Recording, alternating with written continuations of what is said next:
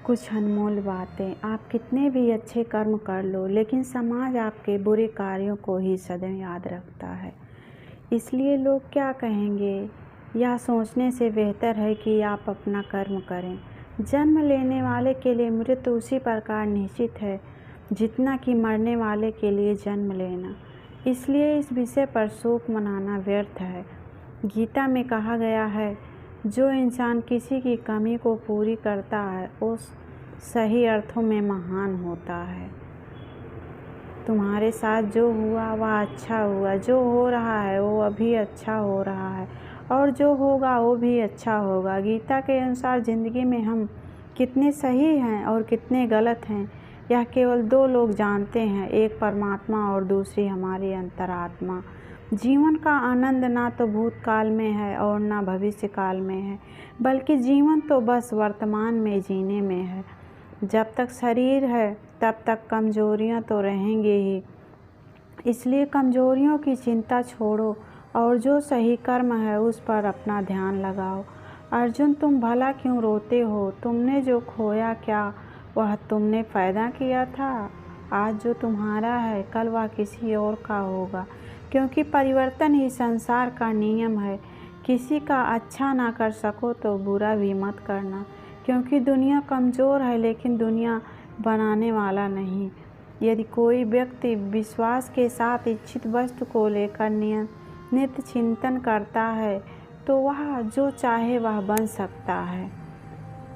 सच्चा धर्म यह है कि जिन बातों को इंसान अपने लिए अच्छा नहीं समझता उन्हें दूसरों के लिए भी प्रयोग ना करे। कोई भी व्यक्ति अपने विश्वास से बनता है और वह जैसा विश्वास करता है उसी अनुरूप बन जाता है। मन अशांत है और उसे नियंत्रित करना कठिन है, लेकिन अभ्यास से इसे बस में किया जा सकता है। मेरे लिए समस्त प्राणी समान है, ना तो कोई मुझे अत्यधिक प्रिय है और ना ही कम, लेकिन जो मेरी भक्ति पूरे मन से करते हैं मैं सदैव आवश्यकता पड़ने पर उनके काम आता हूँ। मन की शांति से बढ़कर इस संसार में कोई भी संपत्ति नहीं है। जो मनुष्य फल की इच्छा का त्याग करके केवल कर्म पर ध्यान देता है वह अवश्य ही जीवन में सफल होता है। कोई भी इंसान जन्म से नहीं बल्कि अपने कर्मों से महान होता है। अपना पराया, छोटा बड़ा इत्यादि को भूल कर यह जानो कि यह सब तुम्हारा है और तुम परत एक के हो। बिना फल की कामनाएं ही सच्चा कर्म है।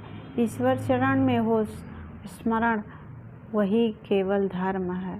जो व्यक्ति क्रोध करता है उसके मन में भ्रम पैदा होता है, जिससे उसका बौद्धिक तर्क नष्ट हो जाता है और तभी व्यक्ति का धीरे धीरे पतन होने लगता है। गीता में लिखा है, जब इंसान की ज़रूरत बदल जाती है तब इंसान के बात करने का तरीका बदल जाता है।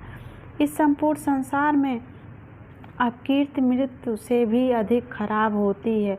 सदैव संदेह करने वाले व्यक्ति के लिए प्रसन्नता ना इस श्लोक में है ना ही कहीं और। जीवन में सफलता का ताला दो चाबियों से खुलता है, एक कठिन परिश्रम से और दूसरा दृढ़ संकल्प से। जो मन को नियंत्रित नहीं करते उनके लिए वह शत्रु के समान कार्य करता है। कठिन परिश्रम से बचने के लिए व्यक्ति को भाग्य और ईश्वर की इच्छा जैसे वाहनों के बजाय चुनौतियों का सामना करना पड़ता है। गीता में कहा गया है, कोई भी अपने कर्म से भाग नहीं सकता, कर्म का फल तो भोगना ही पड़ता है। मनुष्य को अपने कर्मों के अच्छे और बुरे फल के विषय में सदैव सोचकर चिंताग्रस्त नहीं होना चाहिए। मनुष्य अपने विश्वास से निर्मित होता है, जैसा वह विश्वास करता है वैसा वह बन जाता है। जो मनुष्य प्रतिदिन खाने सोने और आमोद प्रमोद के कार्यों में लिप्त रहता है वह नियमित तौर पर भोगाभ्यास करके समस्त क्लेशों से छुटकारा पा सकता है। जब इंसान अपने काम में आनंद खोज लेता है तब वे पूर्णता प्राप्त करते हैं। श्रीमद् भगवत गीता का मुख्य उद्देश्य मानव कल्याण करना है, इसलिए प्रत्येक मनुष्य को सदैव मानव कल्याण की ओर अग्रसित रहना चाहिए। जब भ्रमित अर्जुन कुरुक्षेत्र में सलाह के लिए अपने सारथी भगवान कृष्ण के पास गए तो भगवान कृष्ण ने कुछ तर्कसंगत दार्शनिक अवधारणाएं बनाई तो आज भी प्रासंगिक है। भगवद गीता एक महान काव्य है जिसमें हमारी सभी समस्याओं का उत्तर है। स्वतंत्रता आंदोलन के समय कई नेताओं के लिए प्रेरणा की पुस्तक थी। इन कुछ भगवद गीता संदेहों पर एक नज़र डालते हैं जिनका उपयोग आप अपने जीवन को सही रास्ते पर लाने के लिए कर सकते हैं। माफ़ करना और शांत रहना सीखिए। ऐसी ताकत बन जाओगी कि पहाड़ भी रास्ता देंगे। व्यक्ति को अपनी इंद्रियों को बस में रखने के लिए बुद्धि और मन को नियंत्रित रखना होगा। जो होने वाला है वो होकर ही रहता है और जो नहीं होने वाला है वो कभी नहीं होता है। ऐसा निश्चित जिसकी बुद्धि में होती है उन्हें चिंता कभी नहीं सताती है। किसी भी व्यक्ति को ना तो समय से पहले और ना ही भाग्य से अधिक कुछ मिलता है, लेकिन उसे सदैव पाने के लिए प्रयत्नशील रहना चाहिए। इंसान हमेशा अपने भाग्य को कोसता है, यह जानते हुए भी कि भाग्य से भी ऊंचा उसका कर्म है जिसके लिए स्वयं के हाथों में है।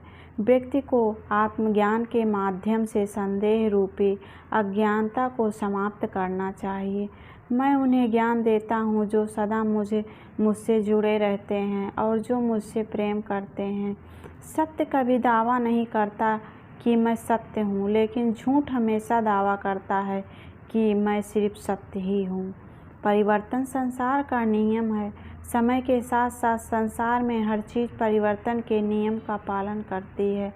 हालांकि मैं भूत, भविष्य और वर्तमान काल के तीनों जीवों को जानता हूँ, लेकिन मुझे वास्तव में कोई नहीं जानता।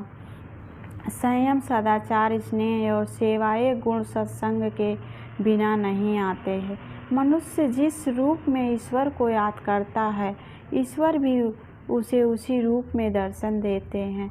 अपने कर्तव्य का पालन करना ही प्रकृति द्वारा निर्धारित किया हुआ हो, वह कोई पास नहीं है। सज्जन व्यक्तियों को सदैव अच्छा व्यवहार करना चाहिए, क्योंकि इन्हीं के पद चिन्हों पर सामान्य व्यक्ति अपने रास्ते चुनता है। बुद्धिमान को अपनी चेतना को एकजुट करना चाहिए और फल के लिए इच्छा छोड़ी देनी चाहिए। मन अवश्य ही चंचल होता है, लेकिन उसे अभ्यास और वैराग्य के माध्यम से वश में लाया जा सकता है। इंद्रियों की दुनिया में कल्पना सुखों की प्रथम शुरुआत है और अंत भी जो दुखों को जन्म देता है। इस संपूर्ण संसार में कोई भी व्यक्ति महान नहीं जन्मा होता है, बल्कि उसके कर्म उसे महान बनाते हैं। जीवन में कभी गुस्सा या क्रोध ना करें, यह आपके जीवन को ध्वंस कर देता है। हे पार्थ, मैंने और तुम्हारे अपने कर्तव्यों को निभाने के लिए धरती पर कई अवतार लिए हैं, लेकिन मुझे याद है और तुम्हें नहीं। वासना, क्रोध और लालच नरक के 3 दरवाजे हैं।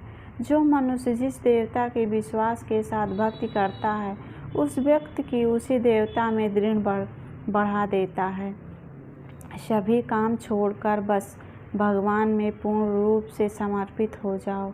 मैं तुम्हें सभी पापों से मुक्त कर दूंगा।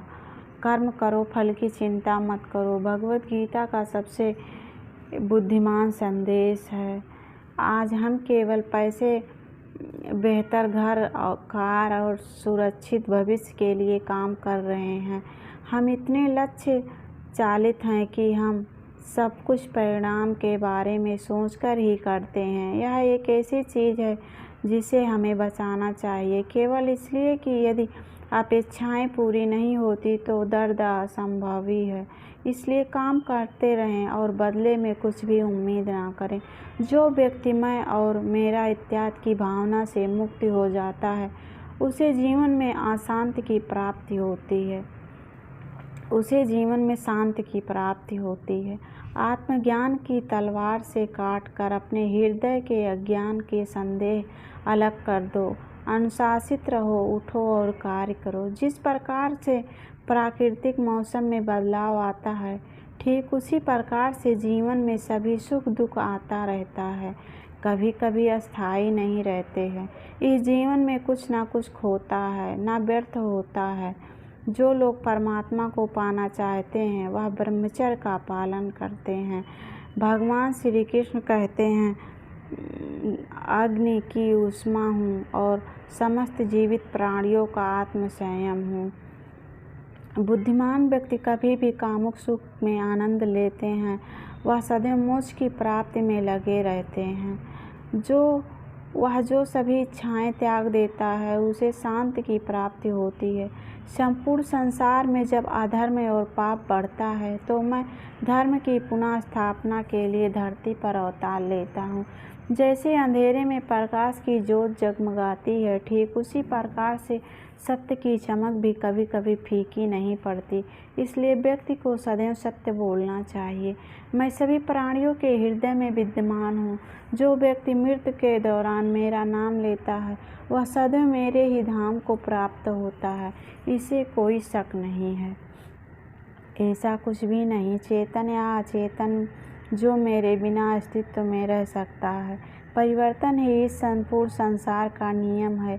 इसलिए व्यक्ति को कभी अपने वर्तमान पर घमंड नहीं करना चाहिए।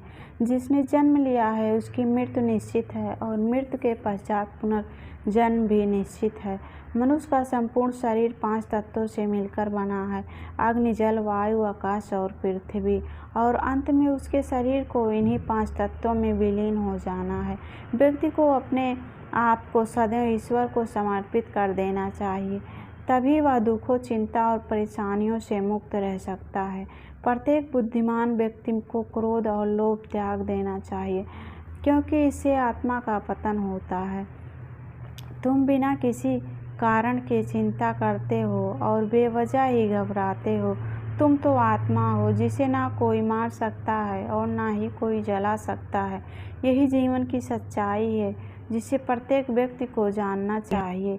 ना तो शरीर तुम्हारा है और ना ही तुम शरीर के मालिक हो। यह शरीर 5 तत्वों से बना है, आग, जल, वायु और आकाश। एक दिन यह शरीर उन्हीं 5 तत्वों में विलीन हो जाएगा। आज के लिए बस इतना ही, फिर मिलते हैं अगली वीडियो में। धन्यवाद।